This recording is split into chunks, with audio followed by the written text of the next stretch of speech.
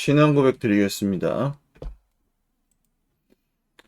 전능하사 천지를 만드신 하나님 아버지를 내가 믿사오며 그 외아들 우리 주 예수 그리스도를 믿사오니 이는 성령으로 잉태하사 동정녀 마리아에게 나시고 본디오 빌라도에게 고난을 받으사 십자가에 못 박혀 죽으시고 장사한 지 사흘 만에 죽은 자 가운데서 다시 살아나시며 하늘에 오르사 전능하신 하나님 우편에 앉아 계시다가 저리로서 산자와 죽은 자를 심판하러 오시리라. 성령을 믿사오며 거룩한 공회와 성도와 서로 교통하는 것과 죄를 사하여 주시는 것과 몸이 다시 사는 것과 영원히 사는 것을 믿사옵나이다. 아멘.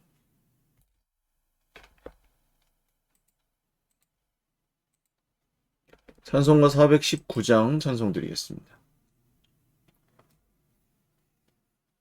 주 나에게 믿 내가 편안히 쉬네. 밤 깊고 비바람 불어쳐도 아버지께서 날 지켜주시니 거기서 편안히 쉬리로다. 주 나에게 믿 평안하다. 그 사랑 끊을 자니뇨. 주 나에게 믿 내 쉬는 영혼 영원히 거기서 살리. 주 나에게 믿 나의 피난처 되니 거기서 쉬기를 원하노라. 세상이 나를 위롭지 못하나 거기서 평화를 누리리라. 주 나에게 믿 평안하다. 그 사랑 끊을 자니뇨.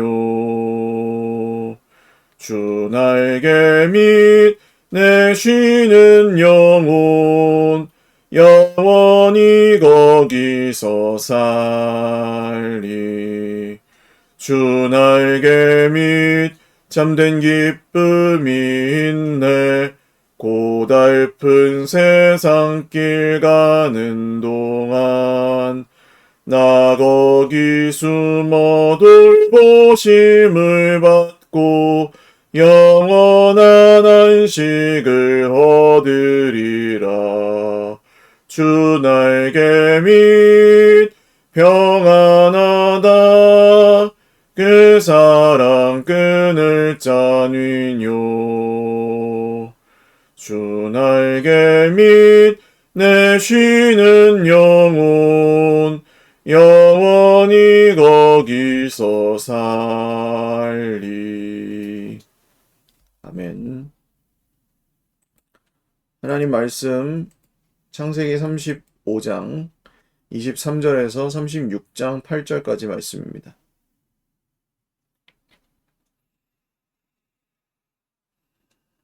한 목소리로 읽겠습니다. 레아의 아들들은 야곱의 장자 르우벤과 그 다음 시므온과 레위와 유다와 이스라엘과 스불론이요. 라헬의 아들들은 요셉과 베냐민이며 라헬의 여종 비라의 아들들은 단과 납달리요. 레아의 여종 실바의 아들들은 갓과 아셀이니 이들은 야곱의 아들들이요 밧단 아람에서 그에게 낳은 자더라. 야곱이 기럇 아르바의 마므레로 가서 그의 아버지 이삭에게 이르렀으니 기럇 아르바는 곧 아브라함과 이삭이 거류하던 헤브론이더라. 이삭의 나이가 180세라. 이삭이 나이가 많고 늙어 기운이 다함에 죽어 자기 열조에게로 돌아가니 그의 아들 에서와 야곱이 그를 장사하였더라. 에서 곧 에돔의 족보는 이러하니라. 에서가 가나안 여인 중 헷 족속 엘론의 딸 아다와 히위 족속 시브온의 딸인 아나의 딸 오홀리바마를 자기 아내로 맞이하고 또 이스마엘의 딸 느바요스의 누이 바스맛을 맞이하였더니 아다는 엘리바스를 에서에게 낳았고 바스맛은 르우엘을 낳았고 오홀리바마는 여우스와 얄람과 고라를 낳았으니 이들은 에서의 아들들이요 가나안 땅에서 그에게 태어난 자들이더라. 에서가 자기 아내들과 자기 자녀들과 자기 집의 모든 사람과 자기의 가축과 자기의 모든 짐승과 자기가 가나안 땅에서 모은 모든 재물을 이끌고 그의 동생 야곱을 떠나 다른 곳으로 갔으니 두 사람의 소유가 풍부하여 함께 거주할 수 없음이로라.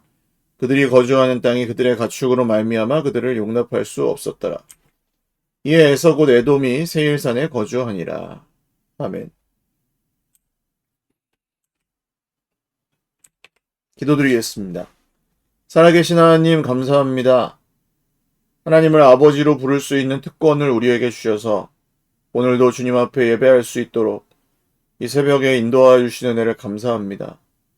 하나님, 환난 중에 있는 형제 자매들을 지켜주시고 오늘도 돌보아 주십시오.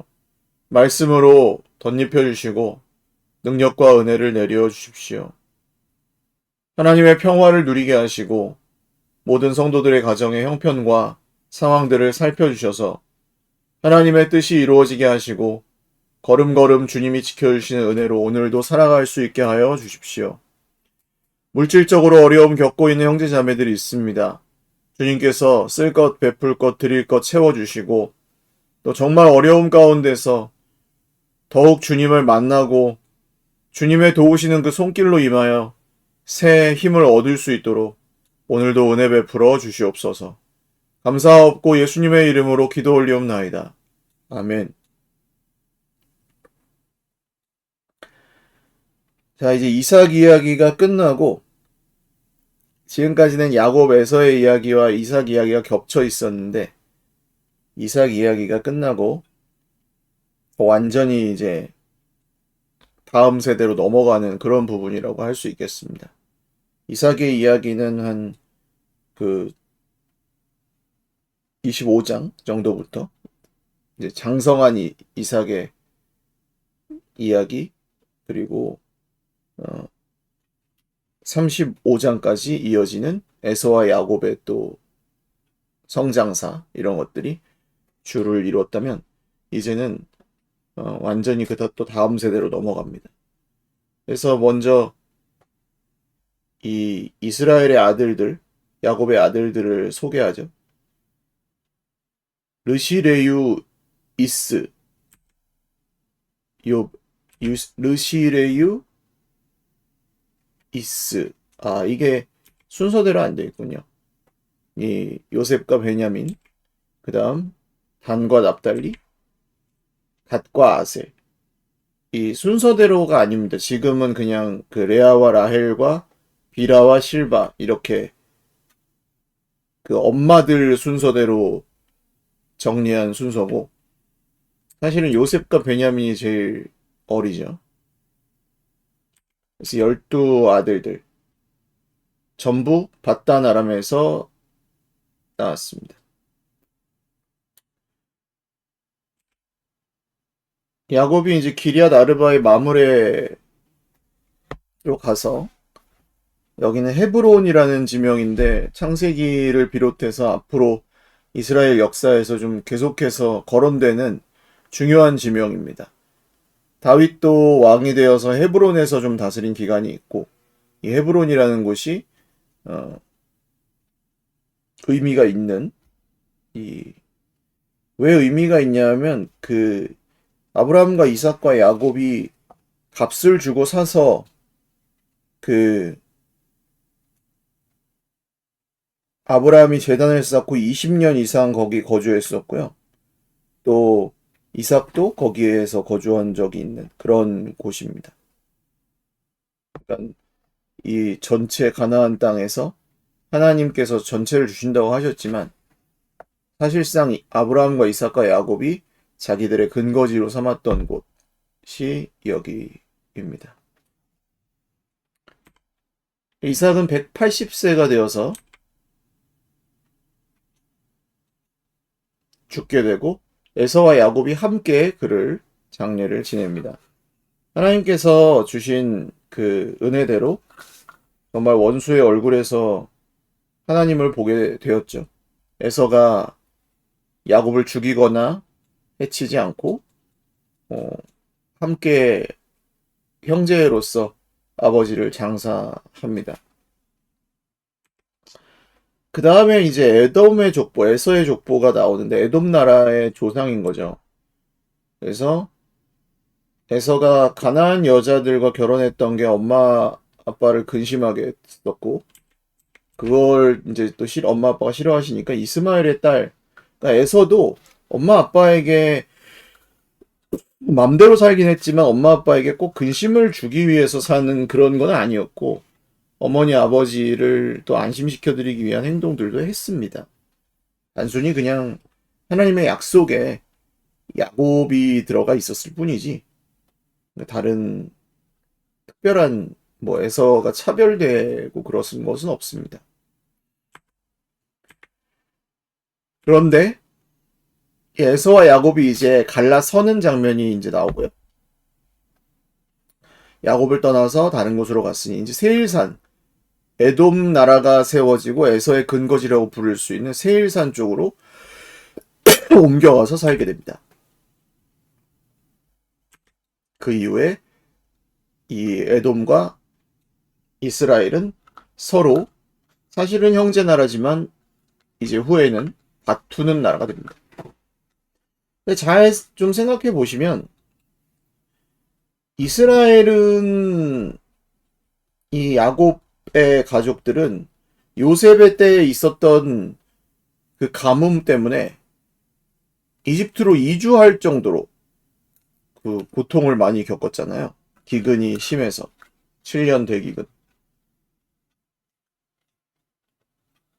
그러면 주변 국가들이나 지방들도 다 기근이 있었을까라고 생각할 수 있는데 전 지구적인 건 아니었을 것이고 이 근동 지방에서 그랬는데 정작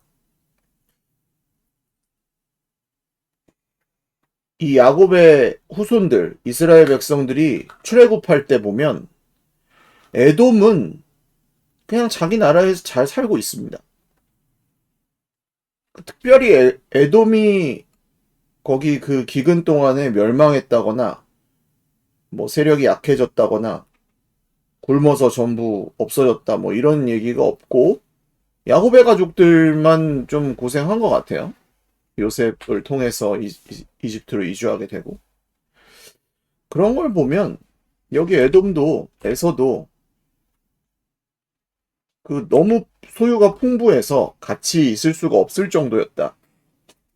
에서의 능력이기도 하지만 아버지에게 물려받은 거죠. 아버지가 야곱에게 장자의 권한 축복을 이렇게 주긴 했지만 뭐 야곱이 돌아오기까지 에서가 아버지를 모시고 있었기 때문에 대부분의 재산들 에서가 물려받거나 가지고 있었을 가능성이 높습니다. 근데 에돔도 부자였어요. 에서도. 그러니까 야곱이 노렸던 그 장자의 축복과 아버지의 그 축복은 부자가 되고 문제없이 사는 그런 게 아니었습니다. 오늘 말씀의 포인트라고 할 수 있습니다. 야곱이 노렸던 그 부자 되고 잘 살고 성공하고 남보다 이기고 형을 이기고 하는 그런 것은 정작 하나님이 주시려는 복과는 좀 성격이 다르다는 거예요. 하나님은 야곱에게도 부자가 되게 해주셨고 에서도 부자가 되게 해주셨습니다. 이 세상에는 악한 일들을 해서 부자가 되는 사람들도 너무나 많습니다.